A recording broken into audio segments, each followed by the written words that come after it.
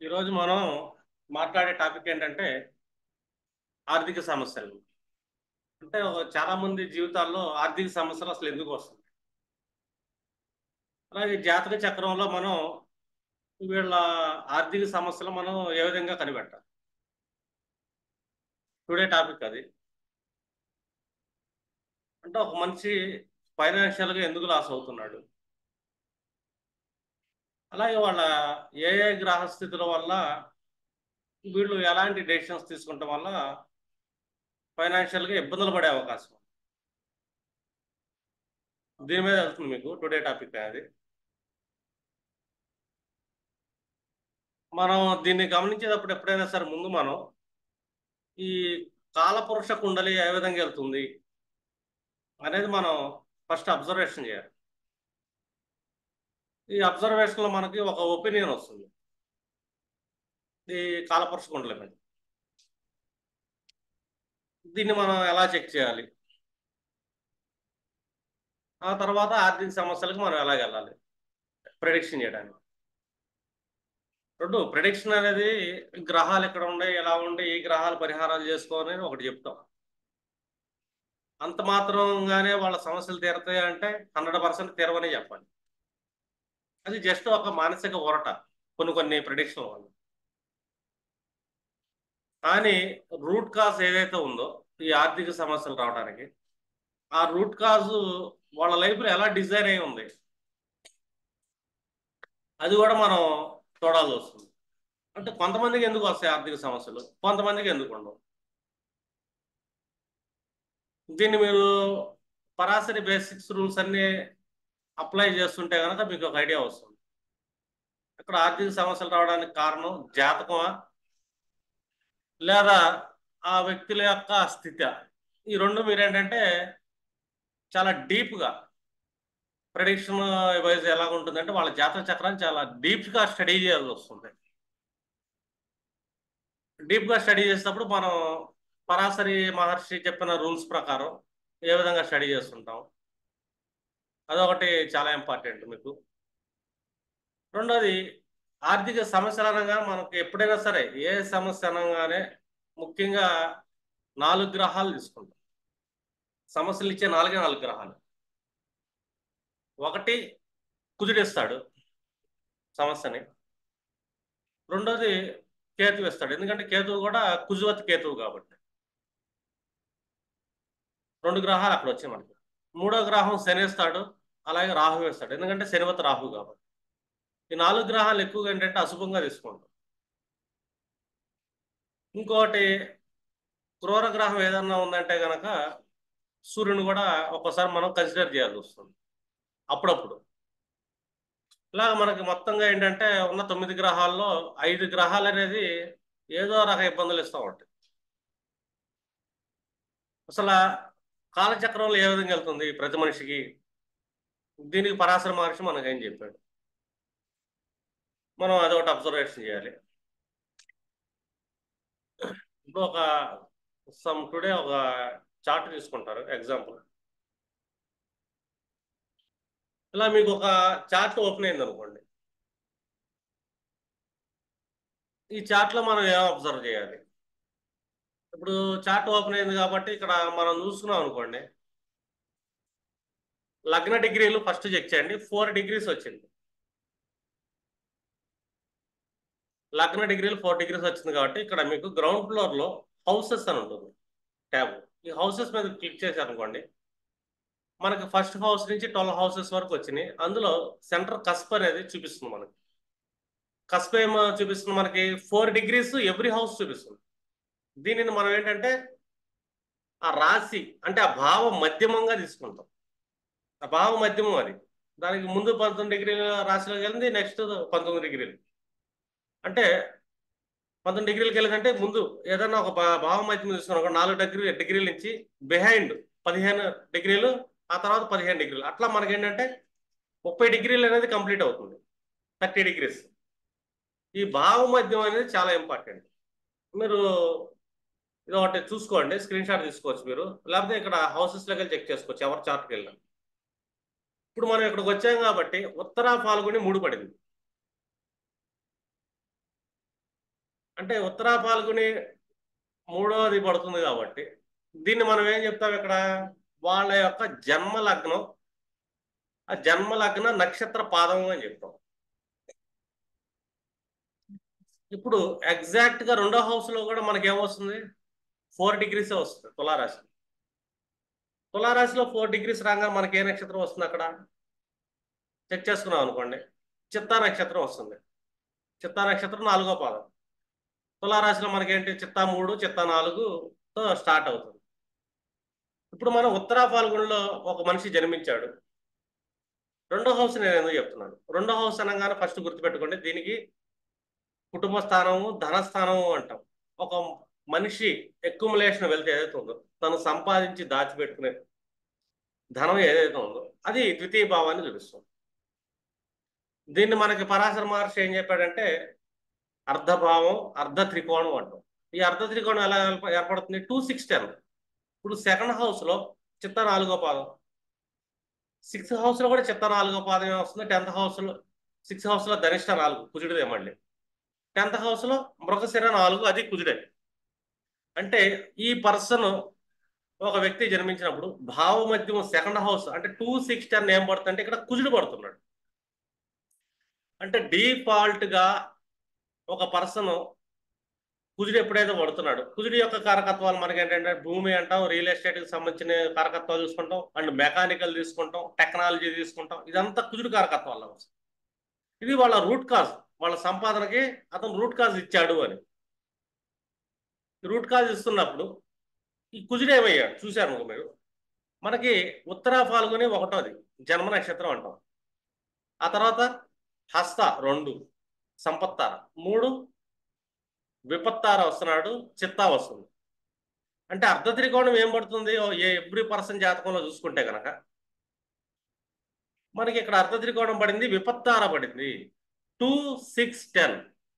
10 అంటే కర్మ, 6వ భావం అంటే వృత్తి ఉద్యోగాలు, 10వ భావం స్టేటస్ సంపాదన, సెకండ్ భావం వచ్చి మన అక్యుములేషన్. దీని అర్ధ త్రికోణం విపత్తారే పడింది. అంటే కాలచక్రం మనకేం చెప్తాం, విపత్తులు అనగానేంటి, ఛాలెంజెస్ వస్తూ ఉంటాయి మనకి. ఇప్పుడు ఏదో ఒక అబ్స్టేకల్ వస్తుంటుంది. ఎప్పుడు వస్తుంది ఒక పర్సన్కి అబ్స్టేకల్స్ అంటే ఈ అర్ధ త్రికోణం యొక్క ప్రయాణం చేస్తున్నప్పుడు మాత్రం. అంటే వృత్తిలో ఆటంకాలు వస్తూ ఉంటాయి, మన పరుగు ప్రతిష్టలో ఆటంకాలు వస్తూ ఉంటాయి, మన యొక్క ధనంలో ఆటంకాలు వస్తూ ఉంటాయి, సంపాదన. అందుకే అంటాం లక్ష్మీదేవి చంచలం, లక్ష్మీదేవి స్థిరంగా ఉండదు, ఇవాళ ఎప్పుడు ఉంటే రేపు పొద్దున వెళ్ళిపోతుంది. లక్ష్మీదేవికి ఎప్పుడు ఆటంకాలు కలుగుతూ ఉంటాయి. ఎందుకంటే లక్ష్మీదేవి అంటే ఒక మాయా, ఒక మోహం. అంటే విపత్తార అనేది ఒక మాయా మోహం లాంటిది. ఏదో ఒక అడ్డంకులు కలిగిస్తూ ఉంటుంది, ఏదో ఒక విపత్తు వస్తూ ఉంటుంది, ఏదో ఒక సమస్య వస్తూ ఉంటుంది. అంటే వాళ్ళు ఎంత ధనవంతుల కుటుంబంలో పుట్టినాయి, అంబానీ కుటుంబంలో పుట్టినాయి, బిల్గేట్స్ కుటుంబంలో పుట్టినాయి, అర్థమైందా. కానీ ఆ పర్సన్ యొక్క అర్ధ త్రికోణం తను కష్టపడాలి, సంపాదించాలి అంటే 6వ భావం అంటే కాయ కష్టం, శ్రమ. 10వ భావం కూడా అంతే, కర్మ. ఈ రెండు చేయకుండా ధనం అనేది రాదు, సెకండ్ హౌస్ అనేది. అంటే ఈ అర్ధ త్రికోణం ఏం చెప్తుంది, ఇది విపత్తారతో స్టార్ట్ అవుతుంది. అంటే ప్రతి మనిషి కష్టపడకుండా, పోరాడకుండా తను వ్యక్తిగతంగా సంపాదించలేడు అని చెప్పి డిసైడ్ చేస్తుంది. ఇది అర్ధ త్రికోణం. ఇప్పుడు ఎట్లాగైనా చూసుకోండి, ఇప్పుడు ఇన్ కేసు హస్త చూసుకున్నాం అనుకోండి, హస్త 4వ పాదం లెక్కేసుకుంటే ఏమొస్తుంది మనకి ఇక్కడ, హస్త 4వ పాదం ఇన్ కేసు అనుకుందాం. హస్త 4వ పాదం అనగానే మనకి దగ్గర దగ్గర ఆ రాశిలో మనకు ఉత్తర 3, పలుకుని 3 పాదాలు, హస్త 4 పాదాలు, 7 పాదాలు. అంటే 7వ పాదంలో ఇక్కడ ఒక లగ్నం పడింది. ఇక్కడ కూడా సెకండ్ హౌస్ లో కూడా 7వ పాదంలో పడింది. 7వ పాదం అంటే ఏంటి, ఇక్కడ చిత్తా 2 పాదాలు, స్వాతి 4 పాదాలు, 6, విశాఖ. ఓకేనా. ఇన్ కేసు హస్త 4వ పాదంలో ఒక లగ్నం పడింది ఒక పర్సన్కి, వాళ్ళ భావ మధ్యం సెకండ్ అర్ధ త్రికోణం ఏం పడుతుంది, విశాఖ 1వ పాదం పడుతుంది. ఇప్పుడు హస్త, చిత్త, స్వాతి, విశాఖ 4 క్షేమపాదం. చూడండి, హస్త 4లో లగ్న పాదం పడింది అంటే 4వ పాద లగ్నం ఎవరు పడతారు, స్త్రీలు పడతారు. డిఫాల్ట్ స్త్రీ జన్మనే జరిగింది. అప్పుడు వాళ్ళ అర్ధ త్రికోణం చూడండి, క్షేమతార పడింది, విపత్తార పడింది. వీళ్ళకి ఈజీగా మనీ ఉంటుంది. దేవుడు గాడ్ బ్లెస్సింగ్ ఇచ్చాడు. వీళ్ళు ఏదైనా పని చేస్తున్నారా, ఈజీగా జాబ్ వస్తుంది. ఒక పెద్ద జాబ్కి అప్లికేషన్ పెట్టుకున్నారా, కష్టపడకుండా జాబ్ వస్తుంది. ఎందుకంటే గాడ్ బ్లెస్సింగ్ ఉంది వీళ్ళకి. చాలా తక్కువగా ఉంటుంది ఈ కాంబినేషన్ మీరు చూస్తుంటే. ఎప్పుడైనా సరే వాళ్ళ అర్ధ త్రికోణం చూసాము అంటే కనుక ఆ రెండో భావం, ఆరో భావం, పదో భావం, ఇది అర్ధ త్రికోణం. రెండో భావంలో లగ్న పాదం ఏదైతే పడింది, ఆ పాదవ జన్మ లగ్నం నుంచి ఏ తార పడింది, క్షేమతార పడింది. క్షేమతార అంటే ఆల్మోస్ట్ గాడ్ బ్లెస్సింగ్ వాళ్ళు ఉంది. గత జన్మ నుంచి ఎంతో పుణ్యాన్ని తెచ్చుకుని పుట్టారు ఇప్పుడు. వీళ్ళకి ఏంటంటే బ్యాక్ ఎండ్ సపోర్ట్స్ తో చాలా రకాలుగా సమాజం సపోర్ట్ చేస్తుంది, కుటుంబం సపోర్ట్ చేస్తుంది. వీళ్ళకి వృత్తి ఉద్యోగాలు తేలిగ్గా వెళ్ళిపోతారు. పెద్దగా కష్టపడకుండా వాళ్ళు మంచి పొజిషన్లో ఉంటారు. వాళ్ళ కింద పనులు చేసే వాళ్ళు ఎక్కువ ఉంటారు. వీళ్ళని మోసుకెళ్ళిపోతుంటారు. అంటే వీళ్ళకి పల్లకి జీవితం. కానీ 90% పీపుల్కి విపత్తారే పడింది. మీరు ఇలా చెక్ చేసుకుంటున్నప్పుడు వాళ్ళ లగ్న పాదం నుంచి అర్థమైందా, విపత్తారులు పడితే కనుక ఖచ్చితంగా వాళ్ళు ఎంత గొప్ప కుటుంబంలో పుట్టినా కూడా వాళ్ళు కష్టపడాల్సిందే. ఇది విధి నిర్ణయం. అర్థమైందా, ఈ విధి నిర్ణయం తప్పిలేరు. అలాగే క్షేమతార పడింది అర్ధ త్రికోణంలో. వీళ్ళకి ఏంటంటే వృత్తి ఉద్యోగాలు ఇవన్నీ తెలిగ్గా వెళ్ళిపోతాయి. ఇది మీరు ఒక జాతక చక్రంలో తెలిగ్గా మీరు గమనించవచ్చు. ఎందుకంటే నక్షత్ర సిద్ధాంతం తెలియకుండా ఆస్ట్రాలజీ ప్రిడిక్షన్ చేసేటప్పుడు తప్పులు దొరికే అవకాశం ఉంటుంది. ఈ రూల్ 1గా మీరు గుర్తుపెట్టుకోండి. ఇది ఇక్కడికి అయిపోయింది.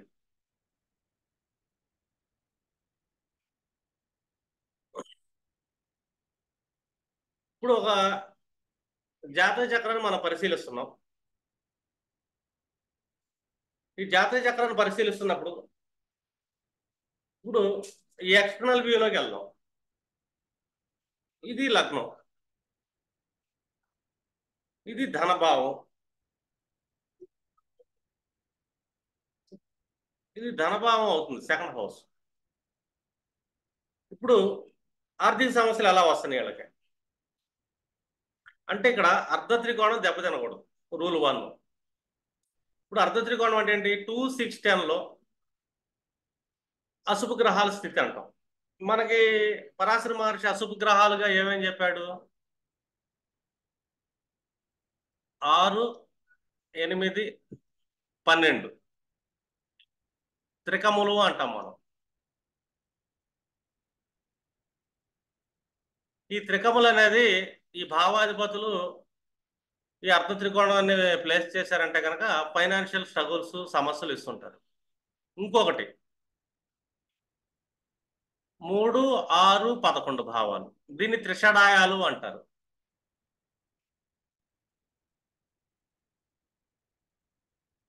వీళ్ళు కూడా 2, 6, 10 భావాలకి కనెక్ట్ అయినప్పుడు సమస్యలు సృష్టిస్తారు, ఆర్థిక సమస్యలు ఇస్తుంటారు. ఇంకొకటి వచ్చి మనకు వచ్చేసరికి బాధక స్థానాలు, బాధకాధిపతి అంటాం.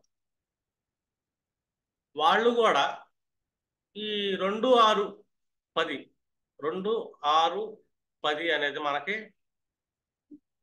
అర్ధ త్రికోణం.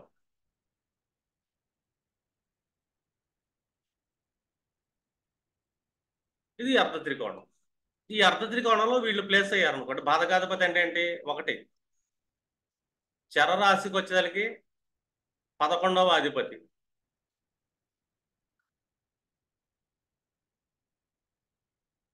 2 స్థిర రాశికి వచ్చేసరికి 9వ అధిపతి,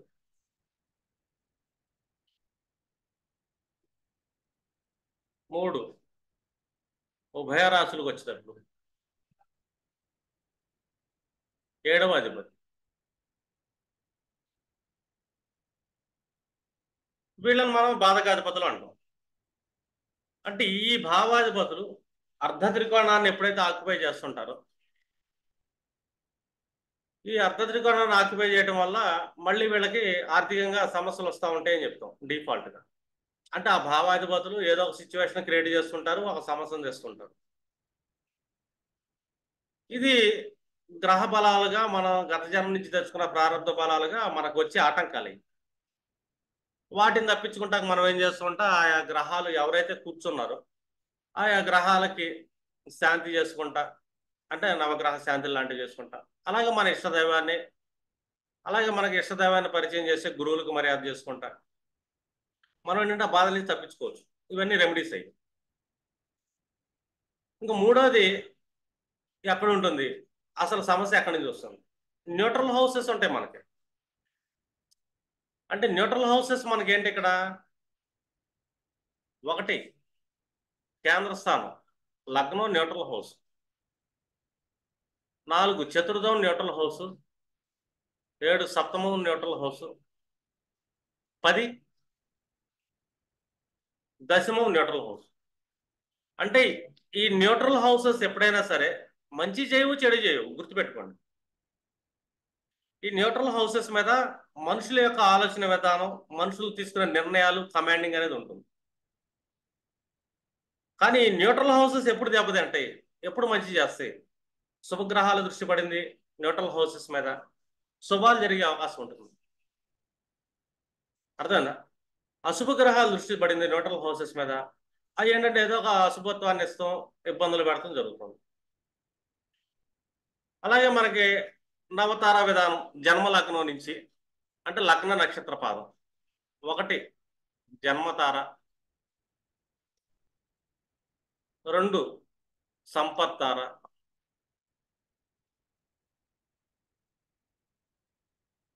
3 విపత్తు,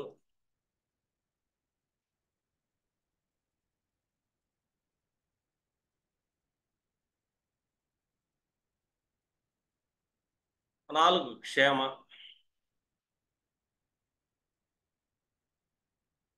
5 ప్రత్యారి,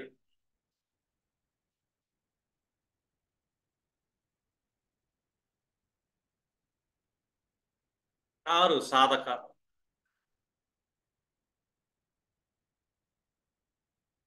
7 నైధన, 8 మిత్ర, 9 అతిమిత్ర.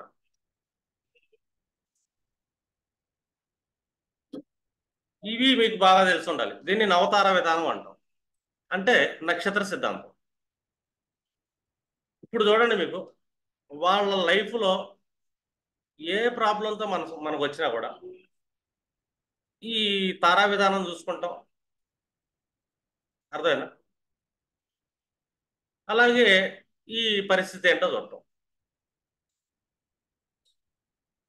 అంటే ఒక పర్సన్ జన్మించాడు అనుకోండి, వీటిని మీరు ఎక్కువ అబ్జర్వ్ చేస్తున్నారు. ఒక ప్రెడిక్షన్ చేసినప్పుడు చాలా సూక్ష్మంగా మనం చూడగలుగుతాం.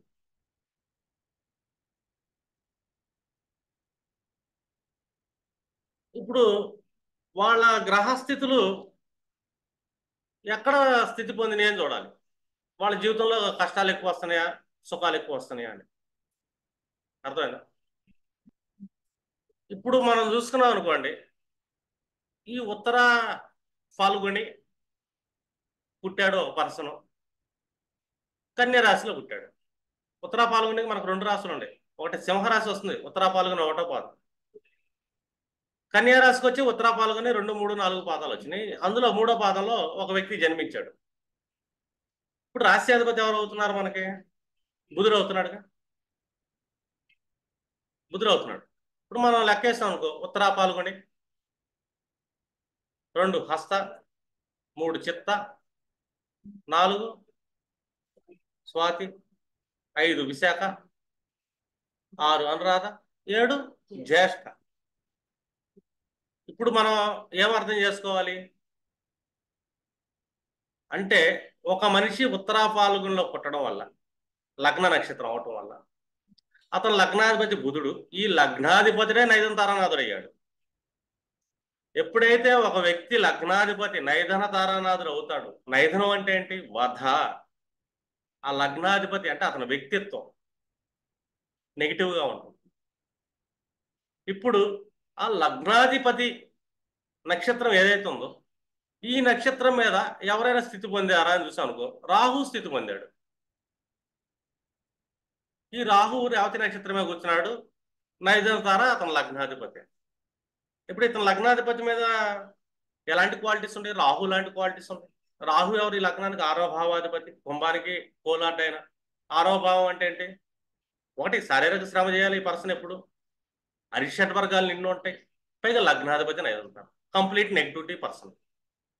ఒక మనిషి యొక్క వ్యక్తిత్వం, ఆలోచనలో నెగిటివిటీ ఉన్నప్పుడు ఆ జీవితంలో అతను ఎదగలడా? ఎదగనీయకుండా ఆ గ్రహం చేస్తుంది. ఇమీడియట్లీ ఈ జన్మకి చూడండి, ఎప్పుడైనా లగ్నాధిపతి మనం ఏం చెప్తాం? లగ్నాధిపతికి బేసిక్ రూల్స్ లో కేంద్ర స్థితి, కోణ స్థితి రెండు ఉంటుంది కాబట్టి లగ్నాధిపతి శుభుడు అంటాం డిఫాల్ట్ గా. కానీ ఇట్లా ప్రారంభం ఏం చెప్తుంది? నక్షత్రాలు ఎందుకు పెట్టారు మహర్షులు లోపల, ఒక రాశి లోపల అంటే ఆ లగ్నాధిపతి అతను నైరంతారనాథుడు అవటం వల్ల ఈ ఉత్తరా నక్షత్రంలో పుట్టిన వాళ్ళకి ఇబ్బందుల పాలవుతారు. అదే హస్తలో పుడితే లగ్నాధిపతి ఏమవుతున్నాడు? మళ్ళీ సాధకతార అవుతున్నాడు. హస్తలో పుట్టిన పర్సన్స్ లైఫ్ లో పోరాడి ఏదైనా సాధించగలుగుతారు సాధకతార ఉండటం వల్ల. విల్ పవర్ పెంచుకుంటా ఉంటారు. అదే చిత్తలో పుట్టాడు లగ్నాధిపతి ఏమవుతున్నాడు? ప్రత్యారి అవుతున్నాడు. ఇతనికి ఏంటంటే జీవితంలో ఏదో ఒక రకం ఏం పని చేస్తున్నా ఎవరో ఒకరు అడ్డం పడ్డా కూడా పోరాడతాడు. మళ్ళీ నైదనం అంటే వధిస్తుంది నెగిటివిటీ. ప్రత్యేకతార అంటే పోరాటం నేర్చుకోగలుగుతాడు. ఇప్పుడు లగ్నాధిపతి ఎక్కడ ప్లేస్ అయ్యాడు? సంపత్తారలో ప్లేస్ అయ్యాడు. రోహిణి జన్మ నక్షత్రం సంపత్తార అయింది. అది కాదు, ఇతను నైదనాన్ని వదిలేసి కష్టపడితే గనక సంపాదించగలుగుతాడు అని చెప్పచ్చు. తన జీవితంలో అనుకుని సంపాదిస్తాడు. అంటే మనకి కాలచక్రం ఏం చెప్తుంది ఒక పర్సన్ గురించి అని, దాన్ని బాగా అబ్జర్వ్ చేయాలి మీరు. ఇప్పుడు ఇతనికి ద్వితీయ మధ్యమం మనకేం పడిందంటే, ఉత్తరం నుంచి తీసుకుంటే ద్వితీయ మధ్యం వచ్చేదానికి మనకి ఆల్మోస్ట్ ఉత్తర పాల్గొని 3వ పాదం. ఇక్కడ మనకి చెత్త 4వ పాదం పడింది. విపత్తార అనేది పడింది. ఇది కర్మ. ఈ విపత్తారనాథుడు అంటే ద్వితీయాధిపతి అయిన శుక్రుడు పరిస్థితి ఎలా ఉంది? కుజుడు వచ్చి అశ్విని నక్షత్రమే కూర్చున్నాడు. అశ్విని అంటే ఏంటి మనకి? ఈ తారకి మిత్రతార. ఎవరో కుజుడు మిత్రతారలో పడ్డాడు కాబట్టి ఇతను కొంచెం కష్టపడతా స్నేహితులను కలుపుకుంటా ముందుకెళ్తే గనక ఇతనికి కెరీర్ని ఎవరు డిసైడ్ చేస్తుంటే అంటే ఫ్రెండ్స్ డిసైడ్ చేస్తారు అని. చూడండి, ఇతని అర్ధ త్రికోణ నక్షత్ర మధ్యమాధిపతి కుజుడు వెళ్ళి అశ్విని మీద కూర్చున్నాడు. ఈ అశ్విని వచ్చి లగ్నానికి మిత్రతారే. ఇతని ఫ్రెండ్ సర్కిల్ వల్ల ఇతని కెరీర్ ఎంతో కొంత సెట్ అయిద్దని చెప్పొచ్చు. కేతు అనుకోండి, కుజుడు అంటే టెక్నాలజీ అనుకుంటే, కేతు అనుకుంటే ఈ రోజులో చూసుకుంటే సాఫ్ట్వేర్ కోడింగ్ అని చెప్పచ్చు, లేకపోతే రూట్ కాజ్ లెవెల్స్ పని లేదని చేయొచ్చు. ఇలాంటివి మనం జనరల్గా చూసుకుంటాం. ఇప్పుడు ఇంకొకటి, ద్వితీయాధిపతి శుక్రుడు ఎక్కడ కూర్చున్నాడు? మరొకసారి మీద కూర్చున్నాడు, విపత్తార మీద కూర్చున్నాడు. మళ్ళీ అంటే అతను కుటుంబం గిటం మళ్ళీ ఏదో ఒక అడ్డంకులు క్రియేట్ చేస్తుంటుంది కర్మలో. ఇతనికి అడ్డంకులు వస్తున్నాయి ఎందుకంటే ద్వితీయాధిపతి విపత్తారలో కూర్చున్నాడు. ద్వితీయ మధ్యమ నక్షత్రాధిపతి మిత్రతారలో కూర్చున్నాడు. కుటుంబం ఏమో అడ్డంకులు క్రియేట్ చేస్తుంది కెరీర్ పరంగా. ఫ్రెండ్ సర్కిల్ ఏమో సపోర్ట్ చేస్తున్నారు, నువ్వు చేసుకో బాగుంటుందని. కానీ ఇతను డిసైడ్ అనేది ఇంపార్టెంట్. ఇతను ఎలా డిసైడ్ చేయగలుగుతాడంటే, ఇతను లగ్నం చూసుకున్నాం అనుకోండి, లగ్నాధిపతే నైదంతారనాథుడు అయ్యాడు. అంటే ఇతను వ్యక్తిత్వంలో నెగిటివిటీ లోపం ఉంటుంది, ఇగో ఫ్యాక్టర్స్ ఉంటాయి. దీనివల్ల ఇతను ఏంటంటే కెరీర్లో సెటిల్ అవడానికి కొద్దిగా కష్టపడాల్సి వస్తుంది.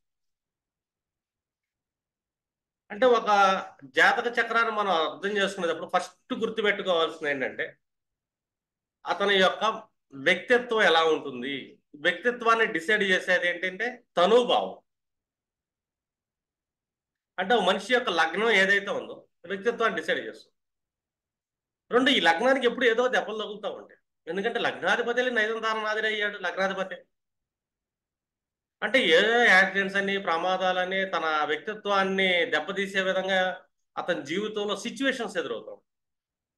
ఇక్కడ మనిషి ఎలా బిహేవ్ చేస్తున్నాడు అనేది ఇంపార్టెంట్. ఆ బిహేవియర్ జ్ఞానం అనేది ఒకటి మన తల్లిదండ్రుల నుంచి చిన్నప్పటి నుంచి మనల్ని పెంచబడే విధానంలో అదొక పాత్ర. 12 ఏళ్ల వయసు తల్లిదండ్రుల పాత్ర, ఆ తర్వాత గురువుల పాత్ర. ఈ రెండు డిసైడ్ అయ్యాయి. ఇప్పుడు తల్లిదండ్రుల పాత్రలు మనం లెక్కేస్తున్నాం అనుకోండి, కరకథలు సూర్యచంద్రులు తీసుకోవాలి. ఈ చంద్రుడు మరొకసారి కూర్చున్నాడు, తల్లి పాత్ర తక్కువ ఉంది, సరిగ్గా పెంచలేకపోతుంది, తను నెగిటివిటీ విపత్తారలో కూర్చున్నాడు. సూర్యుడు వచ్చి రోహిణి నక్షత్రం కూర్చుని సంపత్తార. తండ్రి ఏదో విధంగా జాతకాన్ని పోషణ ఇస్తున్నాడు, సంపద అయితే అవుతున్నాడు. ఇప్పుడు 9th లార్డ్గా తీసుకుంటే శుక్రుడు విపత్తార, తండ్రి విపత్తార. చతుర్థాధిపతిగా గురుడు తీసుకుంటే కృత్తిక జన్మతార. జన్మతార మళ్ళీ ఇబ్బందులు పెడుతుంది. అంటే ఇక్కడ ఇతని జీవితంలో చిన్నప్పటి నుంచి తల్లిదండ్రుల పెంపకంలో సరిగ్గా లేడు అని. రీజన్ ఏంటంటే ఇక్కడ 9th లార్డ్ వచ్చి శుక్రుడు ఏమవుతున్నాడు మనకి మృగశిర మీద కూర్చున్నాడు. మృగశిర అంటే హార్డ్నెస్, హార్ష్నెస్, షార్ట్ టెంపర్. అంటే తల్లి బాగా అరవటం, కోపంగా, షార్ట్ టెంపర్, గృహంలో విధ్వంసం చేసే క్యాండిడేట్ అని చెప్తాం. శుక్రుడు స్త్రీ, పైగా సారీ 4th లార్డ్గా మన తల్లిని తీసుకున్నాం అనుకోండి, కృత్తిక మీద కూర్చుని జన్మ నక్షత్రం. సారీ సార్, 4th లార్డ్ ఇక్కడ మనకి గురువు అయ్యాడు. తల్లి తెలివిగలవాళ్ళే, జ్ఞాని. సూర్యుడి మీద కూర్చుంది అంటే అధికారం, అహంకారం, స్టేటస్ అన్న మైండ్ సెట్ తల్లికి ఉంటుంది. కాబట్టి అది రాంగ్. తండ్రికి వచ్చేదానికి శుక్రుడు, తండ్రి మృగశిర. తండ్రి ఏమవుతున్నాడు ఇక్కడ షార్ట్ టెంపర్ అవుతున్నాడు, యాంగ్జైటీ పర్సన్ ఉంటాడు, దూకుడు తత్వం ఉంటుంది. దానివల్ల ఇంట్లో ఏమవుతుంది, ఒక రకమైన ఘర్షణ వాతావరణం అనేది ఉంటుంది. ఈ వాతావరణంలో కుటుంబంలో పెరగబడే వ్యక్తి చూడండి ఎంత బ్యూటిఫుల్గా ఇచ్చిందంటే ఈ జాతకం, ఒక మనకి డిజైన్ అనేది. అప్పుడు ఇతను లగ్నం అనేది నైదనంగా తయారైతుందిగా, నెగిటివ్గానే తయారవుతుందిగా.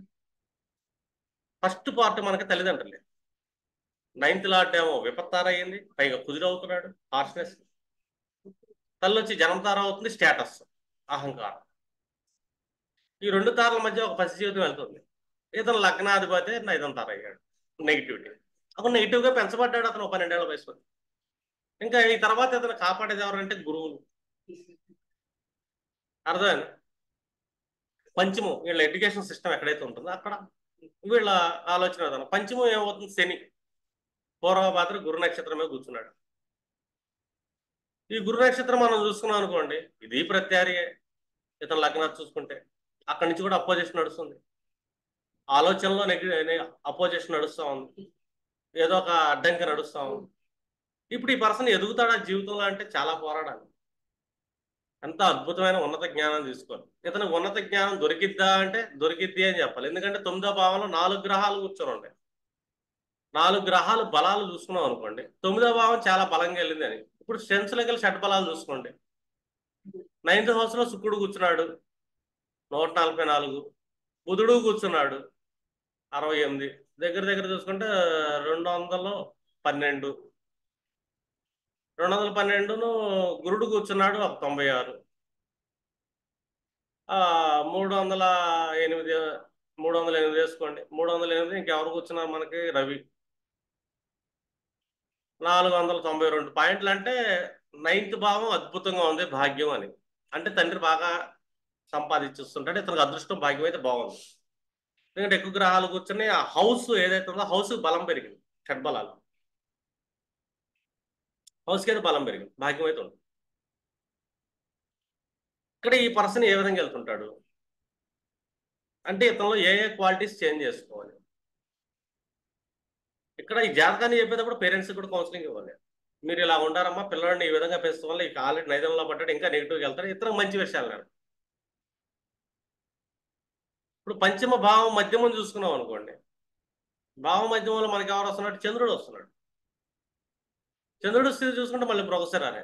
అంటే అక్కడ ఫ్రెండ్ సర్కిల్ వచ్చే భావ మధ్యం ఎవరైతే ఉంటారో ఆయన ఫ్రెండ్ సర్కిల్ ఉండే స్త్రీలు వాళ్ళు కొంచెం షార్ట్ టెంపర్స్, నెగిటివిటీ. ఎందుకంటే 4 డిగ్రీలు కదా. పంచమ భావ మధ్యంలో మనకేం పడుతుంది, శ్రవణం 1వ పాదం పడుతుంది. చంద్రుడు సంపత్తారే.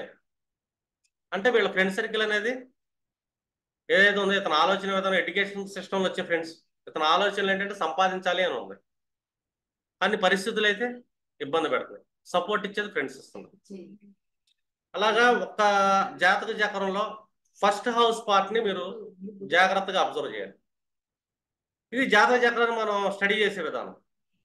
అంటే అండర్స్టాండ్ మనం ఎలా చేసుకుంటున్నాం, అతను ఏ ఏ కర్మలో ఇతన్ని ఇబ్బంది పెడుతుంది, ఏ ఏ కర్మలు ఇబ్బంది పెట్టట్లేదు. ఇలాగా ఒక భావ మధ్యమాల్లో నుంచి మనం ఒక పర్సన్ యొక్క ఇంటర్నల్ క్వాలిటీని స్టడీ చేయాలి.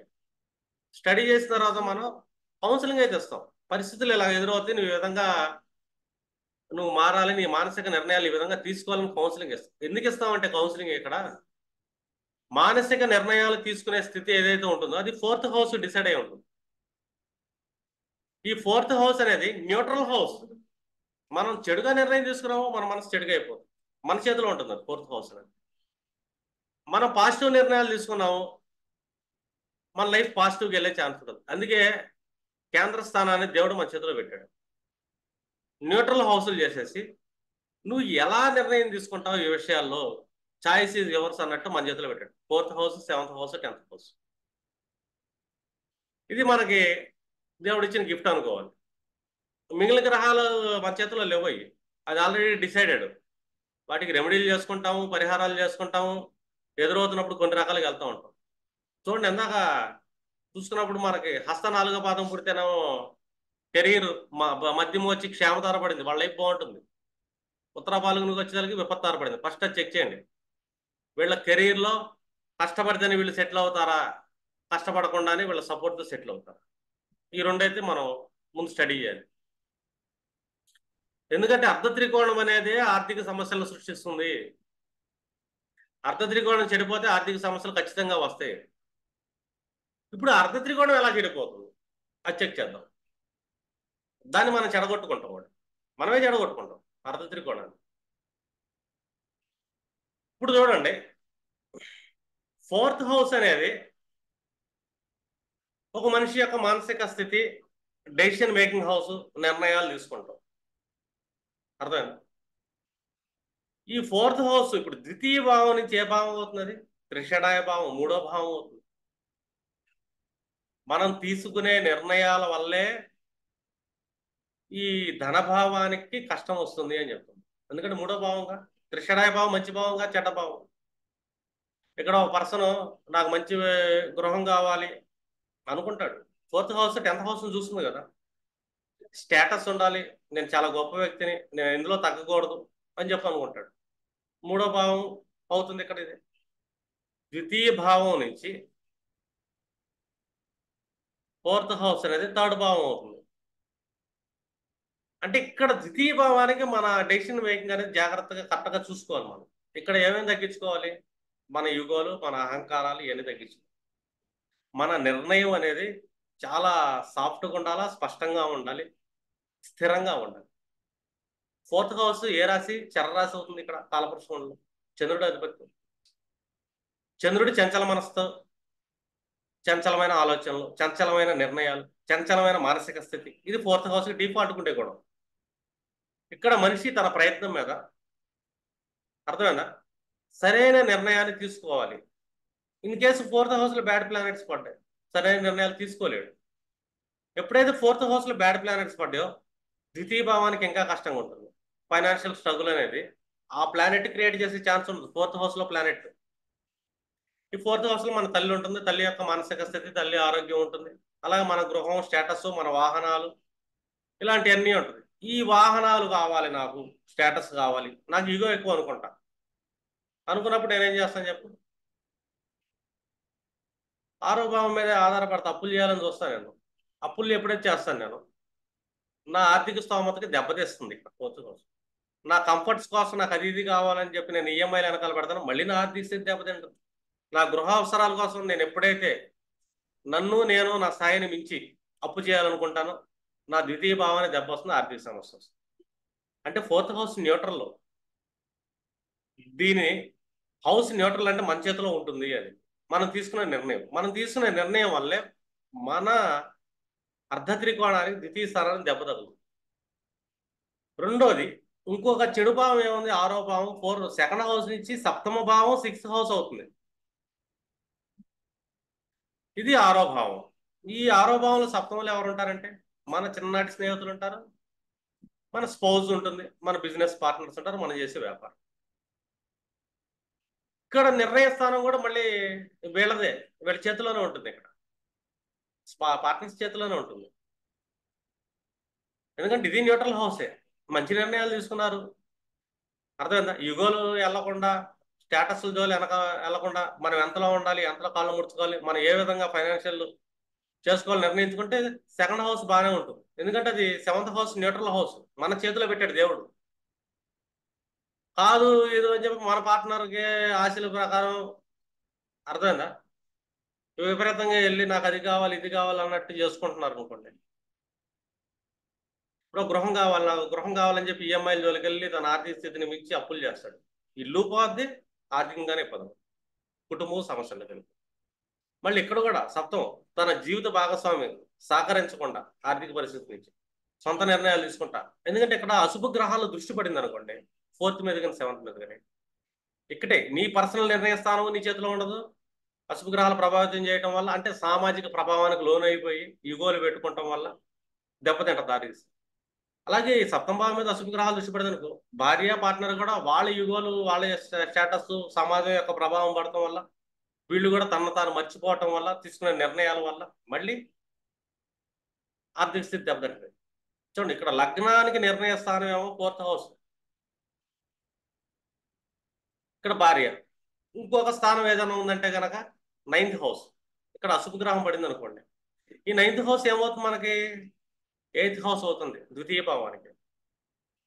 అష్టమ భావం అవుతుంది 9th హౌస్.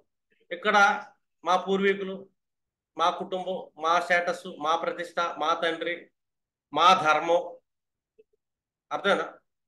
అక్కడ ఏముంటుంది? కుల ధర్మం ఉంటుంది, మా క్యాస్ట్, మా గొప్పతనం, దీని వెనకాల పడతాడు. ఇది యాక్చువల్గా భాగిస్తాను, కానీ ధన విషయానికి వచ్చేసరికి ఇది అష్టమ భావం. ఇక్కడ కష్టాలు ఎక్కువ మొదలవుతాయి. అష్టమం కష్టాన్ని ఇస్తుంది. అంటే వీళ్ళ కుటుంబం, వీళ్ళ క్యాస్ట్, వీళ్ళ స్టేటస్ ఏదైతే ఉంటుందో వీళ్ళ ఆర్థిక స్థితిని దెబ్బతీయడానికి రెడీగా ఉంది. స్టేటస్ మించి ఇక్కడ వెళ్ళాడు అనుకోండి, అర్థమైనా? ఇదంతా ఏంటంటే సమాజం, ఇక్కడ అశుభ గ్రహాలు దృష్టి పడటం వల్ల ఏమవుతుందంటే వాళ్ళ ప్రభావానికి లొంగే విధంగా తీసుకెళ్తుంది. ఇక్కడ మనిషి యొక్క ఆలోచన విధానం, సైకలాజికల్ స్టేటస్ని తప్పిస్తాయి. అప్పుడు మళ్ళీ మనిషికి అర్ధ త్రికోణం దెబ్బతినే అవకాశం. ఇంకొకటి వచ్చేసరికి మనకి 12, 11 భావం. 12వ భావం ధనస్థానానికి లగ్నమే అవుతుంది, 11వ భావం మన వ్యయస్థానం అవుతుంది.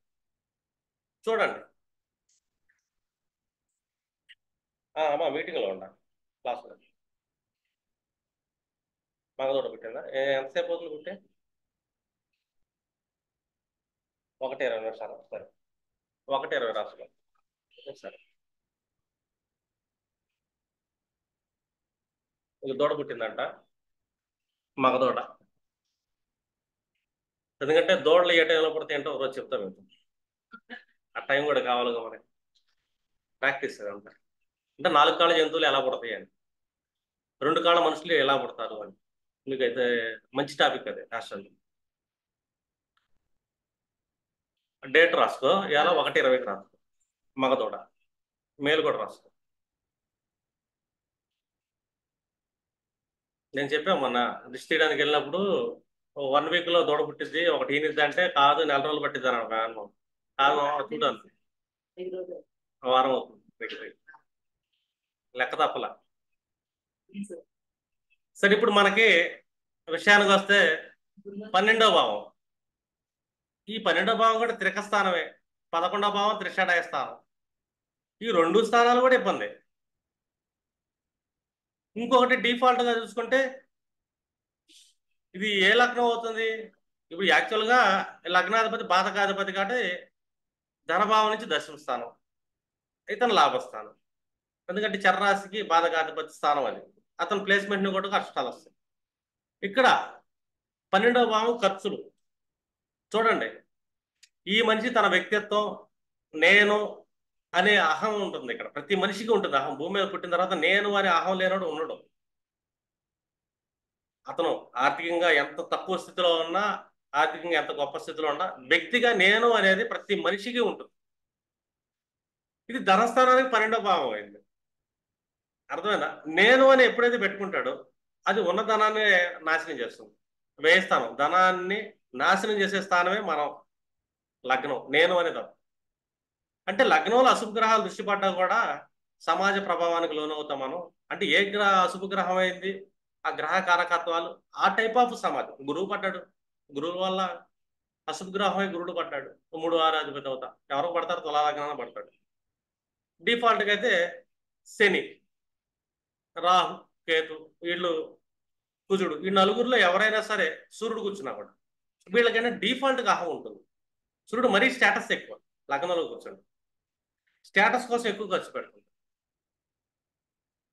ఇంకా 11వ భావం ఇది ఇన్వెస్ట్మెంట్ హౌస్ యాక్చువల్గా. ఎప్పుడైతే 11వ భావంలో అశుభ గ్రహాలు దృష్టి పడుతుందో వీళ్ళు పెట్టే ప్రతి ఖర్చు వృధా ఖర్చు అవుతుంది, ఇన్వెస్ట్మెంట్కి వెళ్ళదు, అది ఇన్వెస్ట్మెంట్గా మారదు. ఎప్పుడైతే సంపాదించిన దాచిపెట్టిన సంపాదన వృధా ఖర్చు అవుతుందో ఇంకా 12వ భావం అంటే హాస్పిటలైజేషన్ అని చెప్పి రోగాలు గేగాలు ఇవన్నీ చూసుకోండి, లేదా మంచి మంచి హోటల్స్లో స్టే చేయటం ఉంటుంది. మన పరిస్థితి ఒక 100 రూపాయలు స్టే చేసే హోటల్ ఉందనుకోండి, స్టేటస్కి మనం 1000 రూపాయలు ఖర్చు పెట్టే హోటల్లో కూర్చుంటాం. సమ్ ఎగ్జాంపుల్ చెప్తున్నాం. ఇట్లా కూడా మన అర్ధ త్రికోణాన్ని మనిషి నాశనం చేస్తున్నారు. అంటే మనకి ఏదైతే కేంద్రాలు ఉన్నాయో ఈ కేంద్రాలు మన చేతుల్లోనే ఉంటుంది. రెండు, మన లగ్నం కూడా మన చేతిలో పెట్టుకోవచ్చు మనం. ఎందుకంటే మనిషి ఈ జన్మ ఎత్తిన తర్వాత దేవుడు మనకిచ్చిన అద్భుత జ్ఞానం, ఈశ్వర జ్ఞానం ఏదైతే ఉందో, ఈశ్వరుడు యొక్క నాలెడ్జ్ ఇది. నేను ఆస్ట్రాలజీ చెప్పను యాక్చువల్గా. ఈశ్వరుడు ఏం చెప్పాడు ఆ లాంగ్వేజ్ని డీకోడ్ చేస్తా అంతే. ఈ భాషది శివుడు భాష, ఇది జ్యోతిష్యం అనేది మహర్షుల యొక్క భాష. ఆ భాషను డీకోడ్ చేస్తా. ఇక్కడ మనం ఏ విధంగా ప్రవర్తించాలి, ప్రవర్తించకపోతే మనకు ఆర్థికంగా ఎందుకు దెబ్బతింటుంది. ఇది నోట్స్ రాసుకోండి, తీసేస్తున్నా.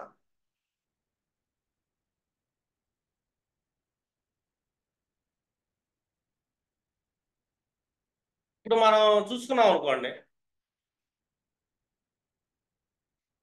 ఇక్కడ మనకి ఏం గ్రహం పడింది, మన నిర్ణయం ఎలా ఉంది చూద్దాం.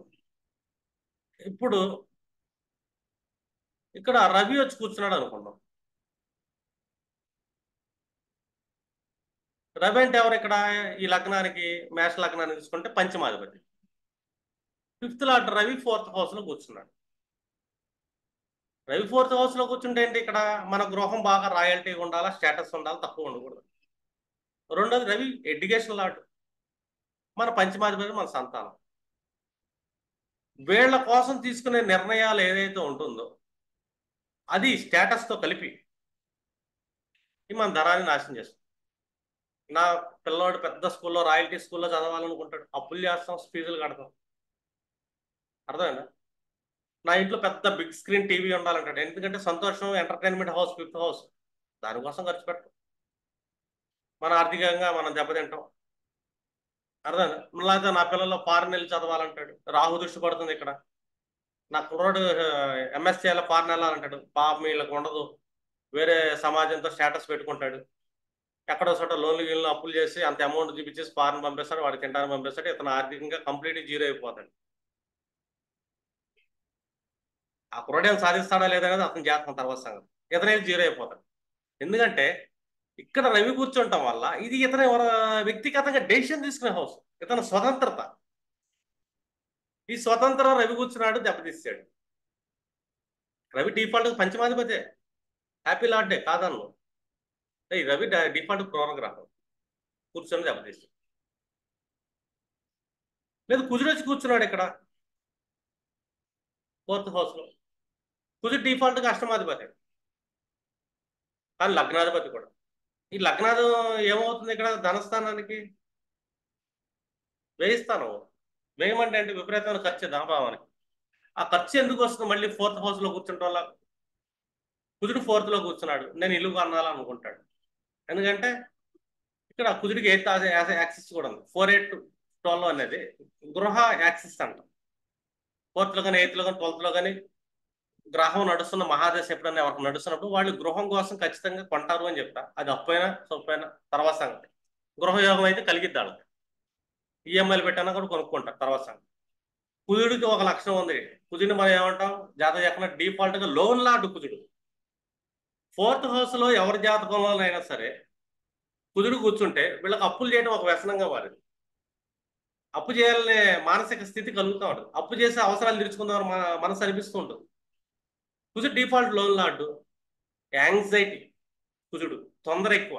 ఎక్కడ తొందరపడతాడు, ఇంట్లో ఫ్రిడ్జ్ కొనేటప్పుడు తొందరపడతాడు, టీవీ కొనేటప్పుడు తొందరపడతాడు, వెహికల్ కంటికి కనబడుతుంటే లోన్ పెట్టి కొందాం అనుకుంటాడు. అంటే 4th హౌస్ అంటే వెహికల్స్, గృహ అవసరాలు, ప్రతిదీ కుజుడికి తొందర ఎక్కువ. ఈ తొందరలో ఏం చేస్తే డబ్బులు ఉండయా లేదా, నా వ్యక్తిత్వం ఏంటి, నా స్టేటస్ అంటే ఏం ఆలోచించినాక కుజుడికి. చూడండి కుజుడిని యువకులు ఎందుకు పోలుస్తామంటే యువకులు ఏం ఆలోచించకుండా దూకుతారండి.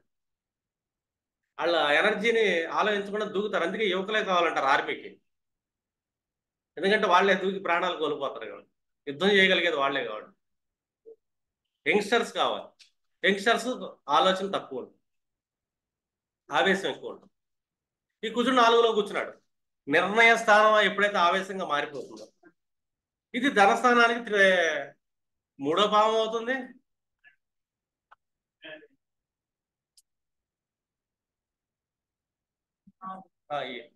లేదు, నేను కలిగిస్తాను.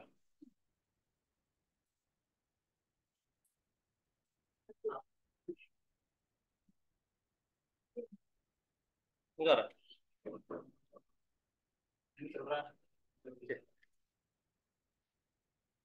అంటే కుజుడు వల్ల కూడా వీళ్ళు ఆర్థికంగా దెబ్బతింటారు.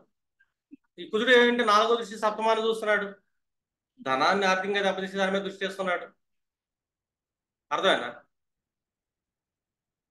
ఇంకో ఇదే కుజుడు మళ్ళీ అష్టమాధిపతి అవుతున్నాడు, ధనస్థాత్తు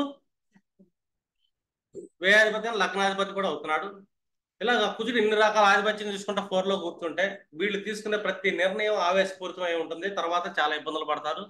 కంప్లీట్ గా వాళ్ళ ఆర్థిక సమస్యలకి ఈ కుజుడు కారణం అవుతున్నాడు. లగ్నాధిపతి అయిన పైగా వ్యక్తిత్వం, పైగా నిర్ణయ స్థానంలో కూర్చున్నాడు. డెసిషన్ మేకింగ్ హౌస్, ఆవేశం ఎక్కువ, తొందర ఎక్కువ, యాంగ్జైటీ ఎక్కువ, మళ్ళీ ఆర్థిక సమస్యలకు కారణం.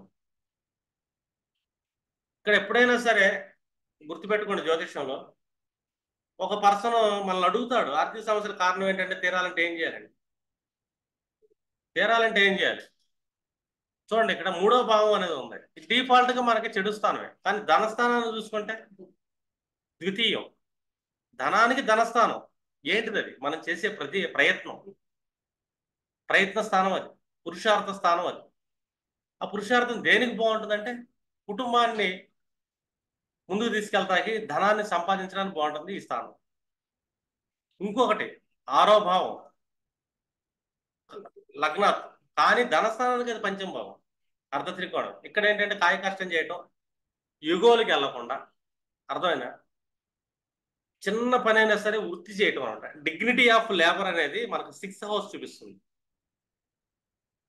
ఎవరైతే dignity of labour mind set తో ఉంటారో వీళ్ళు ఆర్థికంగా ఏ ఇబ్బంది ఉండదు. ఎందుకంటే ధనస్థానానికి 6వ భావం అనేది పూర్వపుణ్యస్థానం.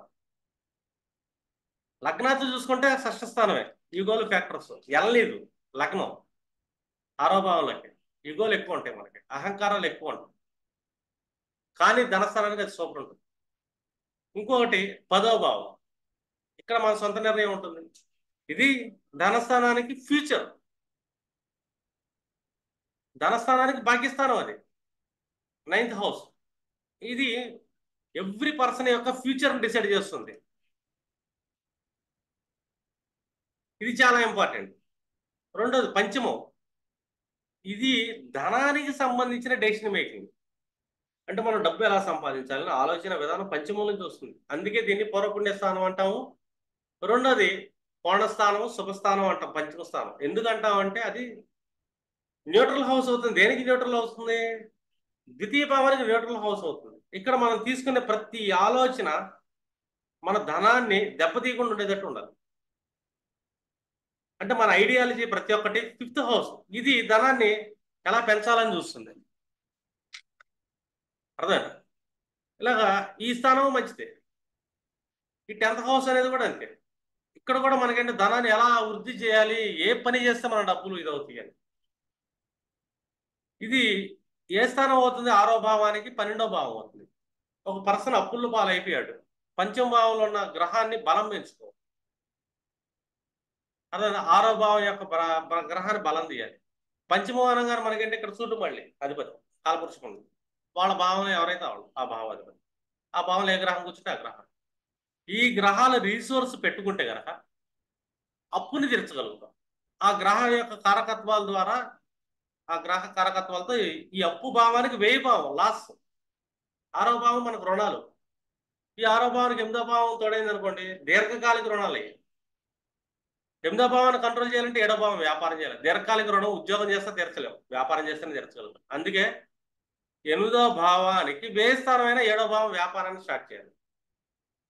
ఆరో భావానికి వ్యయ భావం అనేది పంచమ భావం. మన బుద్ధిని ఆలోచించాలి, మన తెలివితేటల్ని సక్రమంగా వినియోగించాలి. ఈ రెండు చేయకుండా గాల్లో దీపం పెట్టేసి దేవుడు అంటే నిలబడదు. చేతులు అడ్డం పెడితే నిలబడింది. అప్పులు తీరాలి, నేను రెమెడీ చేస్తానండి, ఏ పని చేస్తానండి అంటే అప్పులు తీరవు. అప్పులు తీరాలంటే కష్టపడాలి. ఒకటి వృత్తి అన్న చేయాలి, లేదు ఏదైనా వ్యాపారం అన్న చేయాలి. ఆ వ్యాపారం చేసేటప్పుడు కూడా మళ్ళీ భావాలు జాగ్రత్తగా లెక్కాలి. అంటే ఒక పర్సన్ ఎంతో జాగ్రత్తగా ముందుకెళ్తే కానీ లైఫ్లో సక్సెస్ అవ్వలేడు. అంటే వాళ్ళ ఆర్థిక సమస్యలు ఎక్కడి నుంచి వస్తున్నాయి, ఏ ఏ భావాలు ఆర్థికంగా ఒక పర్సన్ దెబ్బతీస్తున్నాయి. ఆర్థికంగా దెబ్బతినడానికి ఫస్ట్ కారణం ఏంటంటే ఆ వ్యక్తి స్వయం కృతాపరాధం అని చెప్పేసి మన జాతకంలో కనబడుతుంది. ఆ తర్వాత గ్రహాల ప్రభావం వల్ల మళ్ళీ దెబ్బతింటాడు. ఆ జీవితంలో వస్తే ఈ గ్రహాలు అక్కడ కూర్చొని సిచ్యువేషన్ క్రియేట్ చేస్తాయి. అప్పుడు మనిషి ఎంతో స్థిమితంగా ఉండి మానసిక స్థిరత్వం తెచ్చుకొని వెయిట్ చేసి కాసేపు ఆగి నిర్ణయం ఖాళీగా తర్వాత తీసుకుందాం అని చెప్పి పోస్ట్ పోన్ చేయడం అలవాటు చేస్తున్నాడు అనుకో. పోస్ట్ పోన్ చేసేటప్పుడు ఏంటంటే ఒక ఐటమ్ కొనాలి వేస్తాం, మనకు చూడంగా నచ్చింది, కొనేద్దాం, పొందుదాం దాని తాపన కలిగింది. ఒకసారి చూసి దానికల్లే సర్లే వాళ్ళ ఆలోచన రేపు చూద్దాం అని చెప్పి ఒకరోజు టైం తీసుకోండి, రెండో రోజు దాని మీద వ్యామోహం పోతుంది. 2 రోజులు పోస్ట్ పోన్ చేయండి, 4వ రోజు కంప్లీట్గా పోతుంది అది. అంటే మనం ఆర్థికంగా నిలబడిపోయినట్టే. అర్థమైందా? ఎప్పుడైనా ఒక సేల్స్ మెన్స్గా వ్యాపారస్తులుగా ఏంటంటే తెలుసా, వాళ్ళ ఆఫర్స్ బంపర్ ఆఫర్స్ చూపించిందంటే అట్రాక్ట్ చేస్తుంది. అది వాళ్ళ బిజినెస్, వాళ్ళ సైడ్ వాళ్ళు కరెక్ట్గానే ఉండాలి. అట్రాక్షన్ మనం లోన్ అవుతాం చూసావా, ఆ అట్రాక్షన్కు లోన్ అయినప్పుడు మనం లాస్ అయిపోతాం. అంటే మనకు అవసరం లేకుండానే ఈ మనీని వేస్ట్గా ఖర్చు పెడతాం. దీన్ని ఇన్వెస్ట్మెంట్ రూపంలో మనం దాన్ని పెట్టలేకపోతాం. ఇన్వెస్ట్మెంట్ ఏం చేస్తుంది చెప్పు. ఇప్పుడు 12వ భావంలో ఇన్వెస్ట్మెంట్ చేస్తాం, ఒక గ్రహం కూర్చుంది, అర్థం. 12వ భావంలో ఒక బుధుడు కూర్చున్నాడు, ఒక స్పెక్యులేషన్లో మనం ఇన్వెస్ట్మెంట్ చేస్తాం. 12వ భావంలో బుధుడు ఏం చేస్తాడు, తన మూడో దృష్టి సుదృష్టి ద్వితీయ భావం చూస్తున్నాడు, మన ఇన్వెస్ట్మెంట్ మళ్ళీ డబుల్ మన అక్యుములేషన్ అవుతుంది. 12th హౌస్ అనేది ఇన్వెస్ట్మెంట్ హౌస్, దాని యొక్క దృష్టి మూడో దృష్టి అంటే శుభ దృష్టి ద్వితీయ భావం పడుతుంది. అంటే ద బెస్ట్ ఇన్వెస్ట్మెంట్ ఎప్పుడైనా సరే మళ్ళీ ఇన్కమ్గా మారొస్తుంది మన దగ్గర. ఇన్వెస్ట్మెంట్ చేయడం నేర్చుకోవాలి. అంటే ఒక ఫైనాన్షియల్ డెసిషన్ పర్ఫెక్ట్గా తీసుకోవాలి అంటే కనుక మనిషి ఫైనాన్షియల్ డెసిషన్స్ దెబ్బతీసే హౌసెస్, 4th హౌస్ తన మానసిక స్థితిని కంట్రోల్లో పెట్టుకోవాలి, స్పౌజ్ యొక్క మానసిక స్థితిని కంట్రోల్లో పెట్టాలి, తండ్రి మన కుటుంబం స్టేటస్ అని చెప్పేసి ఆ భ్రమలో పడిపోయి మళ్ళీ మన ఆర్థిక ఇబ్బందులు దెబ్బతినకూడదు. ఎందుకంటే సమాజంలో చాలా మంది ఎగతాళి చేస్తుంటారు. చెయ్యి, ఖర్చు చెయ్యి, ఇన్వెస్ట్మెంట్ చెయ్యి, దానివల్ల ఇంకోళ్ళకి జీవనోపాధి కలిగిద్ది, మీకు 10 రూపాయలు వస్తుంది. అప్పుడు అప్పులు చేయాల్సిన అవసరం రాదు. నాకు తెలుసు ఎప్పుడు అప్పులు చేస్తాడు మనిషి, ఫస్ట్లో చెప్పే క్లాసులో వాళ్ళ లగ్న నక్షత్రం అంటే ఆ లగ్నాధిపతి ఏ తారపడ్డాడు, అర్థం. అతనికి సపోర్ట్ ఉందా లేదా, నీ జాతకంలో సపోర్ట్ లేదు నాయన, నీకు భాగ్యం సపోర్ట్ కావట్లా. కర్మభావం, కర్మలు ఎక్కువ గ్రహాలు కూర్చొని షడ్బలాలు లెక్కేస్తాం, కర్మస్థానం సూపర్ ఉంది, కానీ కర్మాధిపతి వెళ్ళి అష్టంభావంలో పడ్డాడు దశాంశులు. కర్మలో ఎప్పుడు కష్టాలు పడుతుంటాడు, కానీ కర్మభావం బలంగా ఉంది, కష్టాలు పడుతుంటాడు, కర్మలు ఎదుగుతుంటాడు. ఇట్లా ఉంటుంది మన ప్రిడిక్షన్. అంటే ప్రతిదీ మనం ఏంటంటే ఇన్డెప్త్ డీకోడ్ చేయాలి. ఆ డీకోడింగ్ మీ జాతకాలు జ్యోతిష్యం చేయటం ఎలా అడుగుతారంటే మన గ్రూప్లో కూడా ఆ గ్రహం బాగుందంటే ఏమైంది చెప్పండి అంటారు, ఈ గ్రహం ఇక్కడ ఉంది ఏమైంది చెప్పండి అంటారు. కాదు, ప్రతి దానికి ఒక సిస్టమ్ ఉంటుంది, ఒక పద్ధతి అనేది ఉంటుంది. ఒక జాతక చక్రాన్ని పరిశీలించాలి, మనం పద్ధతిగా పరిశీలించాలి, నేర్చుకోవాలి. జ్యోతిష్యం ఓ పద్ధతి ఉంటుంది, జ్యోతిష్యం నేర్చుకుంటాం కూడా ఓ పద్ధతి ప్రకారం మనం నేర్చుకుంటాం, దానికోసం ఎక్కువ పెడుతున్నాం. నేర్చుకునేటప్పుడు ఎప్పుడైనా సరే జ్యోతిష్యం నేర్చుకునేటప్పుడు ఇక్కడ ఈ భాగం ఉంటుంది, అది చేసుకుంటూ ఇచ్చేసుకుంటాం అంటే కాదు. ముందు ఈశ్వరుడు యొక్క లాంగ్వేజ్ ఏంటి, ఆయన ఏం చెప్తున్నాడు మనకి, నక్షత్ర సిద్ధాంతం ఏం చెప్తుంది రాశిలో కూర్చొని, అర్థందా. ఆ నక్షత్ర అధిపతి మళ్ళీ అక్కడికి వెళ్ళిపడ్డాడు, భావం మధ్యమం ఏం చెప్తుంది, పరాశర మహర్షి యొక్క లాంగ్వేజ్ని డీకోడ్ చేయడం నేర్చుకోండి. జ్యోతిష్యం అది జీవన విధానం ఎలా వెళ్ళాలో చెప్తున్నారు వాళ్ళు. ఇలా వెళ్ళకపోతే నువ్వు దెబ్బతింటావని కూడా చెప్తుంది. చూడండి, ఒక అర్ధ త్రికోణం విపత్తార పడింది మనకి. ఈ క్యాండిడేట్ డెసిషన్స్ తీసుకునేటప్పుడు స్టేటస్ జోలికి వెళ్ళినా, అర్థమైనా యుగో ఫ్యాక్టర్స్కి వెళ్ళినా సర్వనాశనం అయిపోతాడు, అప్పులు పాలైపోతాడు. దాంట్లో అసలు డౌట్ లేదు, ఎందుకంటే అతనికి గాడ్ బ్లెస్సింగ్ లేదు ఇక్కడ. ద్వితీయ అర్ధ త్రికోణం అనేది విపత్తార పడింది అతనికి. చాలా జాగ్రత్తగా ప్రతి నిర్ణయం తీసుకుంటా, ప్రతిదీ ఇన్వెస్ట్మెంట్ మా చేసుకుంటా ఎదురీతి వెళ్ళాలి. ఎదురీతి వెళ్తే ఇలస పులస అయింది. అదే క్షేమధార పడింది, అతను అసలు ఆర్థికంగా నిర్ణయం తీసుకోక్కర్లా. ఆడే బ్లెస్సింగ్ ఉంటాడు. ఎన్నో పుణ్యాలు చేసుకుంటే మనకు క్షేమదారులో పడతాం మనం. మన అర్ధ త్రికోణం. మనం 100 రూపాయలు ఖర్చు పెడితే మళ్ళీ 1000 రూపాయలు వచ్చి పడతాం. 100 ఖర్చు చేసి 1000 వస్తాయి అసలుకి. ఎందుకంటే గాడ్ బ్లెస్సింగ్ ఉంది. ఇంకా నువ్వు ఖర్చు పెట్టినారా, నువ్వు చాలా పుణ్యం పోగేస్తున్నావు, నువ్వు ఎంత ఖర్చు పెట్టినా ఈ జన్మలో ఇస్తానంటాను. ఈ జన్మలో పొదుపుకున్నాడు అనుకో, దాచిపెట్టి మళ్ళీ వచ్చే జన్మ మళ్ళీ ట్రావెల్ అవుతుంది. అంటే పర్సన్ యొక్క పొదుపు ఎంత అనేది ఇంపార్టెంట్. పొదుపు అంటే డబ్బులు దాయటం ఒకటే కాదు, నిర్ణయం తీసుకుంటమే అతిపెద్ద పొదుపు. మనకు అవసరం లేనప్పుడు నక్క పులిని చూసి నక్క వాతలు పెట్టుకున్నట్టు మనం నిర్ణయాలు తీసుకోకూడదు. ఎందుకంటే కొంతమందికి నచ్చదు ఈ క్లాస్ నేను చెప్తే. ఒకవేళ యూట్యూబ్లో రేపు పెట్టినా కూడా 90% వ్యతిరేకిస్తారు. ఎందుకు 90% వ్యతిరేకిస్తారో కూడా తెలుసు నాకు. ఎందుకంటే ఈ 90% పీపుల్కి అర్థ త్రికోణం విపత్తార పడింది కాబట్టి. రెండోది, వాళ్ళ డెసిషన్ మేకింగ్ హౌస్. నిర్ణయం తీసుకొని ఒక మనిషిని వ్యతిరేకిస్తున్నాడు, ఊరికినే హర్ట్ అయిపోతూ ఉంటాడు. ఫోర్త్ హౌస్ లో అశుభ గ్రహాలు దృష్టి పడుతుంది. చిన్న చిన్న విషయాలు సెన్సిటివ్ గా హర్ట్ అయిపోయి తన స్టేటస్ ఎవరో తీసేస్తున్నట్టు ఫీల్ అవుతుంటాడు. ఏదో ఒక సోషల్ మీడియాలో ఎవరో కామెంట్ పెట్టారనుకోండి, ఆ కామెంట్ నాకే అన్నట్టు ఫీల్ అయిపోయి అక్కడ ఫైర్ అయిపోతుంటారండి. అది కామన్గా వెళ్ళే ఒక ధర్మసూత్రం. కొన్ని కొన్ని సత్యాలు ఇట్లాగే ఉంటాయి. మనం సత్యాన్ని మాట్లాడుకోవాలి. ఆస్ట్రాలజర్స్ వాళ్ళ జాతక చక్రం ఏ సత్యం మీద నడుస్తుంది, గ్రహాలు ఎక్కడ కూర్చున్నాయి, వీళ్ళ జీవితంలో ఎలాంటి సిచ్యువేషన్స్ వస్తాయి, ఆ సిచ్యువేషన్స్ వచ్చినప్పుడు న్యూట్రల్ హౌస్ మన చేతిలో పెట్టాడు దేవుడు. అంటే డెసిషన్ తీసుకునే ఫోర్త్ హౌస్ మన దగ్గరే ఉంది. మనం తీసుకోవాలి డెసిషన్ చాలా జాగ్రత్తగా. అంటే ఇక్కడ డెసిషన్ తీసుకోవాలి మనిషి అంటే ద బెస్ట్ డెసిషన్ ఒకటి తీసుకోగలుగుతాడు. ఎంతో ఓర్పు, సహనం, నిబద్ధత ఉన్నోడే పర్ఫెక్ట్ డెసిషన్ తీసుకుంటాడు. తొందరపడేవాళ్ళు, దూకుడు తత్వం ఉన్నవాళ్ళు, ఆవేశం ఉన్నవాళ్ళ దగ్గర నుంచి ఎప్పుడు ఏ నిర్ణయం సరిగ్గా తీసుకోలేరు కూడా. యుగో ఉంది, ఫోర్త్ హౌస్ ని చదివి చూస్తున్నాడు, పీడించబడుతున్నాడు, నిర్ణయం సరిగ్గా తీసుకోలేడు. కుదురు చూస్తున్నాడు, పీడించబడతాడు, నిర్ణయం తీసుకోలేడు. కేతువు చూస్తున్నాడు, నిర్ణయం తీసుకోలేడు. రాహువు చూస్తున్నాడు, మాయలో పడి నిర్ణయాలు తీసుకోలేడు. తప్పుడు నిర్ణయాలు తీసుకుంటారు వీళ్ళు. వీళ్ళ వల్ల వాళ్ళు ఆర్థికంగా దెబ్బతింటాం కాదు, పాపం తల్లిదండ్రులు కాపాడి రూపాయి రూపాయి పోగు చేసి కట్టుకుని ఇళ్ళు కూడా నాశనం అయిపోతాయి వీళ్ళ దెబ్బ. ఆ ఆస్తులు కూడా అమ్మేస్తారు వీళ్ళు. తాత ముత్తాతలు తినక ఆస్తులు కూడా పెట్టే ఇళ్ళు పొలాలు వీళ్ళ చేతిలో పెడతారు, వాటిని కూడా అమ్మేసేస్తారు. ఎందుకంటే వీళ్ళు తీసుకునే ప్రతి నిర్ణయం రాంగ్ అవటం వల్ల, ఆ నిర్ణయాలు తీసుకోవటం వల్ల అప్పులు పాలవటం వల్ల, ఆ అప్పులు తీర్చలేక తల్లిదండ్రులు సంపాదించి వాళ్ళు నోరు కొట్టుకొని సంపాదించిన ఆస్తులు ఇచ్చిన మొత్తం వీళ్ళు మళ్ళీ కొలాప్స్ చేసి జీరో చేస్తారు. వీళ్ళ పిల్లలకి ఏమి వీళ్ళు ఒకవేళ ఇచ్చారు వీళ్ళ పిల్లలకి అంటే కనుక ఏం చేస్తారు, పాప వాడు ఉద్యోగం చేసిన తర్వాత కష్టపడి ఉద్యోగం కొడతాడు, ఏదో కష్టపడి నెలకు 50 లక్షలు సంపాదిస్తాడు. ఆ 50 లక్షలు నాన్న చేసిన అప్పులు తెరచడం సరే. నేను చూస్తున్నాను నా లైఫ్లో, నేను చాలా మందిని చూశాను. ఏం చేసాం అమ్మాయి జీతం నెలకు 1 లక్ష, ఎక్కడ ఉంది సార్, మా నాన్న ఇంకా 10 లక్షలు అప్పు ఉంది సార్, ఇంకో 10 నెలలు పట్టిస్తారు. వీళ్ళు లోన్ పెట్టి 10 లక్షలు నాన్న అప్పు తీర్చేసి ఈ 10 లక్షల లోన్ వీళ్ళు కట్టుకుంటూ ఉంటారు, కష్టపడుతూ ఉంటారు. ఈలోగా అలానే 2 లక్షలు అప్పు చేసి పెడతారు మళ్ళీ. పాపం ఈ రోజు కొంతమంది సాఫ్ట్వేర్ పిల్లలు చూస్తే నాకు జాలేస్తుంది. వాళ్ళ పేరెంట్స్ అప్పులు తీర్చలేక వీళ్ళు కష్టపడుతుంది నేను చూశాను. నేను ఇప్పటి వరకు కనీసం ఈ ఈ 10 ఏళ్లలో ఒక 6,000 మందికి పైన సాఫ్ట్వేర్ ఇంజనీర్లకి జాతకాన్ని ప్రిడిక్షన్ చేశాను. 6,000 అబోవ్ చేశాను. అందులో 30% తల్లిదండ్రులు అప్పులు కట్టేవాళ్ళని చూశాను. నిజం ఇది. కాలం అలా నడుస్తుంది. ఎందుకంటే స్టేటస్. కొడుకు సాఫ్ట్వేర్ ఇంజనీర్ రాగా తండ్రి కారు కొంటాడు ఇంట్లో, తండ్రి లోన్ పెట్టి ఇల్లు కొనేస్తున్నాడు, వీడు కట్టుకోలే చచ్చిపోతాడు. నా కూడా సాఫ్ట్వేర్ ఇంజనీర్, నా లక్ష వస్తున్నాయి అంటే అప్పుడు దాకా లేని లైఫ్ ఒక్కసారిగా వీళ్ళు తల్లిదండ్రులు తీసుకునే నిర్ణయాల వల్ల పిల్లల జీవితాలు నాశనం అవుతుంది.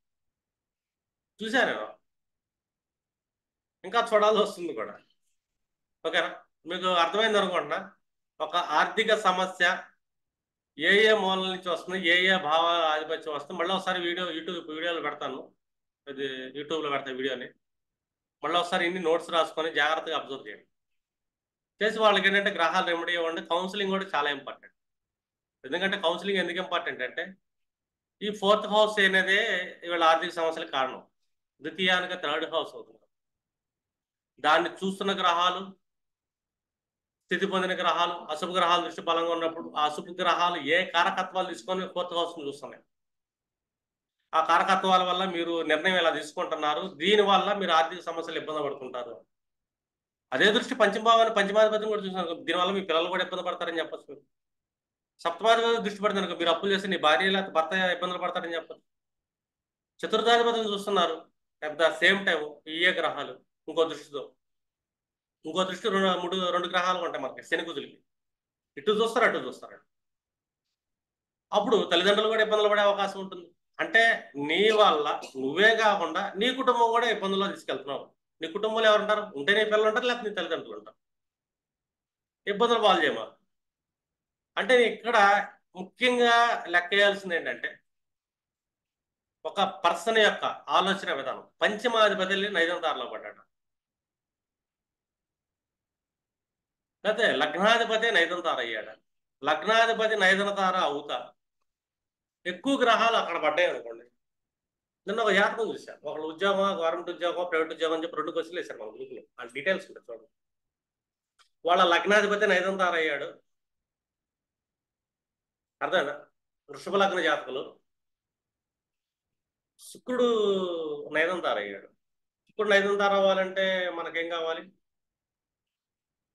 శుక్రుడు ఎప్పుడు నైదం తార అవుతాడు మనం చూద్దాం ఉండం. శుక్రుడు అనుకో వృషభ లగ్నానికి మనం చూసుకుంటే ఇన్ కేసు రోహిణి, మృగశిర, ఆర్ద్ర, పునర్వసు, పుష్యమి, ఆశ్లేష, మఖ. అంటే కుజుడు మృగశిరలో పుట్టాడు. మృగశిర, ఆర్ద్ర, పునర్వసు, పుష్యమి, ఆశ్లేష, మఖ, పుబ్బ. అంటే మృగశిరలో పర్సన్ జన్మించాడు వృషభ లగ్నంలో. నైదం తారనాథుడి లగ్నాధిపతి అయ్యాడు శుక్రుడు. 12వ భరణి నక్షత్రంలో గ్రహాలు వెళ్ళి భరణి నక్షత్రం మీద కూర్చుని నైదం తార మీద. అతను ఉద్యోగం చేయలేడు, అటు చేయలేడు, ఇటు చేయలేడు, ఏ నిర్ణయం తీసుకోలేడు. కంప్లీట్గా పేరెంట్ల మీద డిసైడ్ అయిపోతా కొంచెం ఇబ్బందులు. నిర్ణయం తీసుకోరు. ఎక్కువ గ్రహాలు వెళ్ళి నైదం తార మీద పడ్డాయి, 5 గ్రహాలు పడ్డాయి. మన గ్రూప్లో డీటెయిల్స్ కూడా పెట్టాను. నేను చెప్పాను ఇలా ఆలోచన విధానం మార్చుకోవాలి, అట్లా చేయాలి, ఇట్లా చేయాలని. అంటే అది మారకుండా నిర్ణయం తీసుకోరు వీళ్ళు. ఎందుకంటే ప్రతి దాంట్లో నెగిటివ్ చూస్తారు, ప్రతి దాంట్లో అది కాదు ఇది కాదు అని చెప్పి లోపాన్ని ఎదుగుతూ ఉంటారు. లోపాలని ఎదుగుతూనే వాళ్ళదైతే. ఎందుకంటే లగ్నాధిపతే నైదం తార అవుతా, అదే నైదం తారలో 5 గ్రహాలు వెళ్ళిపోండి. అందులో మానసిక లాడ్డు వెళ్ళిపోయాడు, బుద్ధి లాడ్డు వెళ్ళిపోయాడు. అంటే మానసిక లాడ్డు వృషభ లగ్నానికి సూర్యుడు వెళ్ళిపోయాడు, బుద్ధి లాడ్డు బుధుడు వెళ్ళిపోయాడు. ఇంకా 2 గ్రహాలు వెళ్ళి మొత్తం పంచగ్రహం కొట్టం 5 గ్రహాలు వెళ్ళి కూర్చున్నాయి భరణి నక్షత్రం. వాళ్ళ జీవితాలు ఎలా ఎదుగుతారు? చాలా కష్టం. వాళ్ళు శని కూడా వెళ్ళాడు కర్మలాడ్డు, అదే నైదం తార మీద. సూర్యుడు కూడా వెళ్ళాడు బంధన తార మళ్ళీ. గురుడు కూడా వెళ్ళిపోయాడు. అంటే డెసిషన్, జ్ఞానం, నాలెడ్జ్ అనేది నైదనంగా ఉంటుంది. జ్ఞానాధిపతి గురుడు ఎప్పుడైనా నైదం తారలో పడ్డాడా, వాళ్ళు నేర్చుకునే ప్రతి జ్ఞానంలోనూ ఒక లోపాన్ని ఎదుగుతారు, ఒక నెగిటివిటీగా ఎదుగుతారు. ఇప్పుడు నా క్లాస్లో ఎవరన్నా కాంట్రవర్సీ చేస్తారు రేపొద్దున, నేను చూడక్కర్లేదు జాతకం. వాళ్ళ జ్ఞానం, వాళ్ళ బుద్ధి. అంటే వాళ్ళ పంచమాధిపతి కానీ బుధుడు కానీ వాళ్ళ జ్ఞానం అంటే 9th లాట్ కానీ గురువు కానీ నైదం తార మీదే ప్లేస్ అయి ఉంటాడు. బ్లైండ్గా చెప్పొచ్చు ప్రిడిక్షన్. వాళ్ళే కాంట్రవర్సీ చేస్తుంటారు. వాళ్ళే విషయాన్ని సక్రమంగా తీసుకోరు, వక్రంగా తీసుకుంటారు. ప్రతి విషయంలో ఒక వక్రాన్ని చూస్తున్నాడంటే ఒక పర్సన్, అతని వ్యక్తిగత జాతకంలో మీరు చెక్ చేస్తే అతను బుధుడు కానీ పంచమాధిపతి అంటే బుద్ధి, ఆలోచన, జ్ఞానానికి 9th లార్డు అండ్ గురువు కారకుడు. ఈ నలుగురులో ఏ ఒక్క గ్రహం అన్నా నైదం తార మీదే ప్లేస్ అయి ఉంటుంది, ఆర్ బ్యాడ్ హౌస్లో ప్లేస్ అయ్యే ఛాన్స్ ఉంటుంది. వాళ్ళు జ్ఞానాన్ని సక్రమంగా తీసుకోరు, ఆ జ్ఞానంలో కూడా వక్రాన్ని ఎదుగుతూ ఉంటారు. వాళ్ళకి దానివల్ల నష్టాలే వస్తాయి. ఎందుకంటే పంచమాధిపతి దెబ్బతిన్నాడు, సంతానం దెబ్బతింటుంది.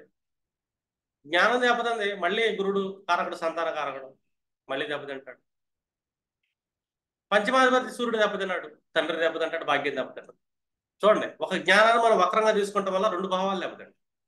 పంచమూలం అంటే మన పితృదేవతలు, మన సంతానం, మన తండ్రి, మన యొక్క పంచమైన మన పూర్వపుణ్ణి, మన సంతానం. ఈ 2 సెక్టర్లు మనం తీసుకున్న నిర్ణయాల వల్ల దెబ్బతీయటం.